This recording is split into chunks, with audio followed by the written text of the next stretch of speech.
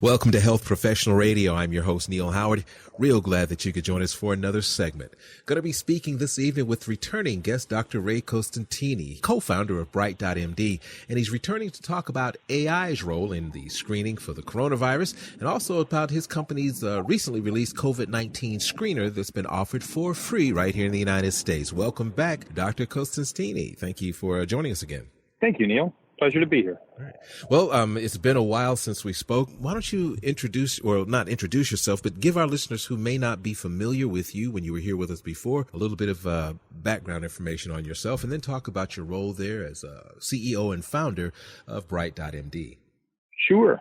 The quick background on myself. I am an internal medicine trained physician, spent a decent amount of time working at health systems, particularly helping on the digital side of things, well on the other side of the table, and really saw a lot of opportunity to be able to help move healthcare forward, make the experience of healthcare better for everybody involved, patients, providers, health systems, make care more affordable, more accessible, better outcomes through a more direct approach and really building out digital products that helps health systems and providers better connect with their patients and make their lives easier.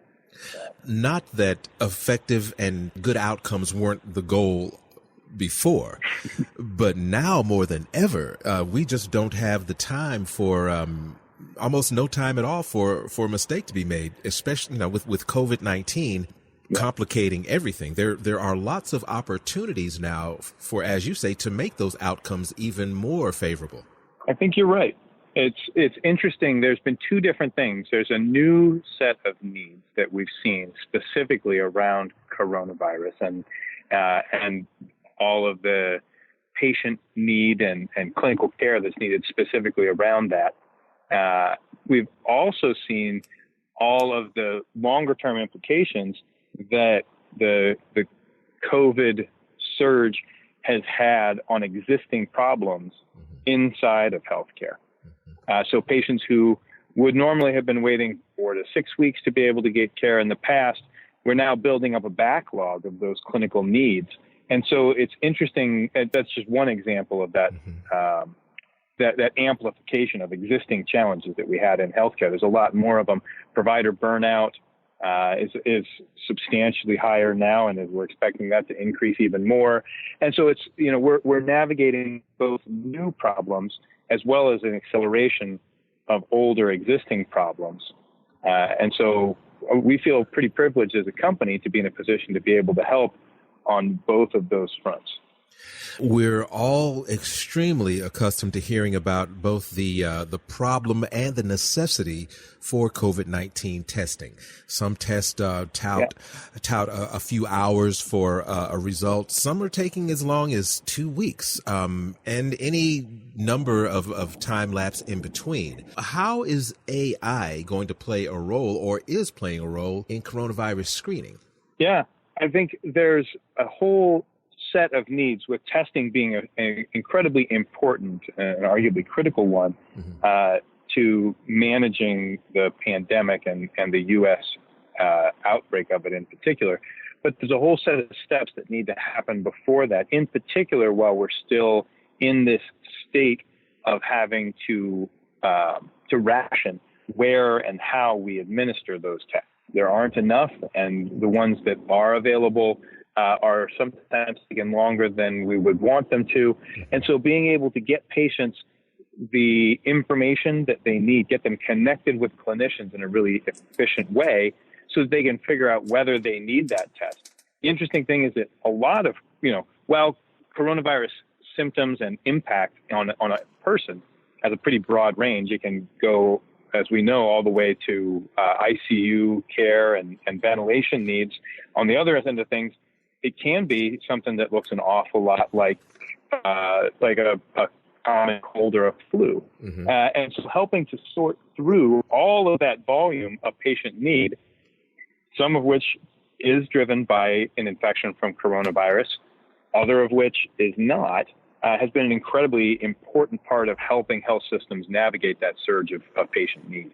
And what we've seen is our ability to be able to help health systems scale up really quickly with a small number of clinicians, being able to train just a handful of clinicians, 3, 4, 5 clinicians, and then be able to handle 2,000 or more patient visits a day with that small team, have a patient wait time of about 6 minutes from the time that they've finished answering questions until the time they've actually gotten a diagnosis and treatments and prescriptions if needed. That's been a real boon for the health systems who have that in place. It lets them serve patients faster and help determine which patients should move forward to get access to that limited set of tests that are available, and who have symptoms that really are not as concerning about coronavirus and can potentially wait and not use up a test that somebody else might get more benefit from. And that AI is really key in making that process smoother and more efficient. Now, you've developed something that is quite, remarkable during these times. Let's talk about this screener. Yeah.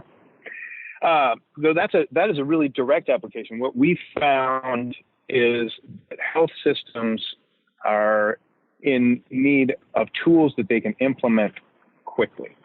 And as the virus has spread across the country, and we've seen these,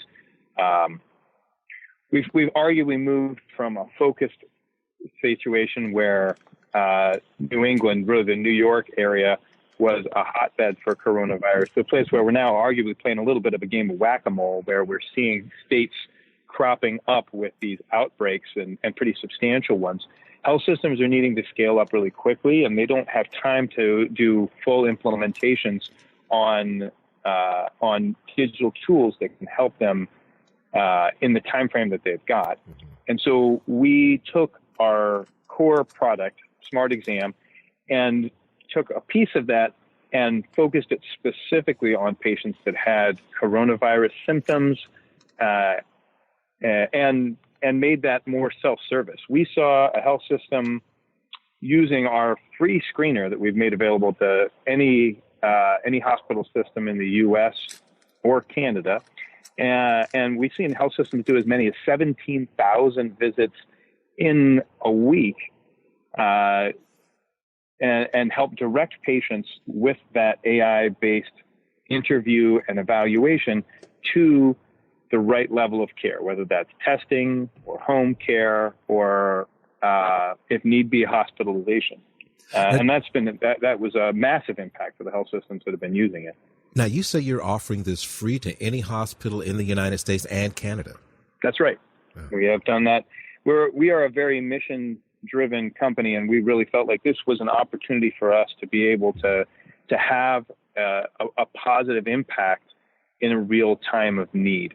And I was really proud of our product and engineering teams who put in a lot of work to be able to take this need and build out that focused product and be able to make it so that it could be launched in really just 2 days or less with health systems. Let's talk about the popularity, the explosion of telehealth, some of the challenges, and how health systems maybe can fill the gaps with some non-video options. Yeah, absolutely. I think video is something that healthcare has become a little bit more familiar with, and by force of nature at this point. It's been what's been at their fingertips. The interesting thing that we've seen and that our health system customers have seen is that while video can remove geography as a barrier to care, it doesn't make the care delivery process much more efficient. It takes pretty much the same amount of time for patients and providers to get care via video as it did in an in-person setting. And by using other tools that are more quickly learnable and that can make the care delivery process a lot more efficient, we've actually seen health systems be able to expand their reach, meet this surging patient need that's out there as these waves of coronavirus hit different states. And in fact, the average provider time per visit through our asynchronous care tools is under 2 minutes of time, with patients waiting just 6 minutes. as compared to what happens via video, which is about 20 minutes of total provider time with all the costs that come along with that. And we're seeing patients waiting hours and sometimes even days to be able to get care because the video isn't increasing the capacity of available clinicians during those surges. We would love to learn some more about Bright.md online. Where can we go, Ray? Sure. Our website is Bright.md, and we're always glad to be able to connect, and we truly are here to be able to help health systems, providers, and patients really access care in a better, more affordable way, and always glad to be able to share more information with folks who need it. Thank you for coming back and talking with us again, Ray. Appreciate it. Absolutely. A pleasure, Neil. Thanks for the time. You've been listening to Health Professional Radio. I'm your host, Neil Howard, in conversation with returning guest Dr. Ray Costantini, CEO and co-founder of Bright.md. Audio copies of this program are available at hpr.fm and healthprofessionalradio.com.au.